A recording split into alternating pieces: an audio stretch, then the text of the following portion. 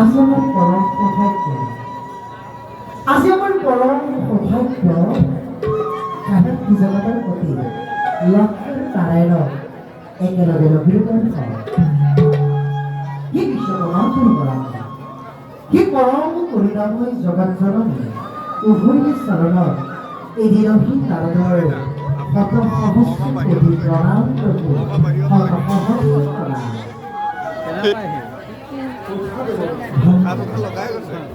তোমাৰ এই গোমধুৰ হৰিনাম সভা আমি নিজেকে ধন্য বৈকুণ্ঠ আগমনেৰ উদ্দেশ্য স্বয়ং জগতৰ প্ৰতি জনান্তৰক আজি মই ক'ব লাগে এই বৈকুণ্ঠলৈ আগমনৰ উদ্দেশ্য। এই জনাত উদ্দেশ্য অতিকে মহান, উদ্দেশ্য অতিকে মহান। আপোনালোক দুইদেশৰ পূৰ্বপুৰুষ নাৰদৰ সেই কবিতা কিন্তু বুলি কয় ৰৈবন্ত প্ৰকাশ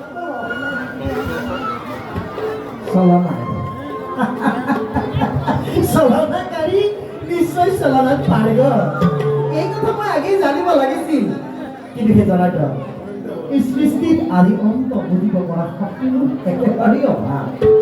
তথাপিতো নজনাৰ ভয় ধৰি এই দাসন কৰিছোঁ যেতিয়া অৱশ্যেতো ক'বই লাগিব।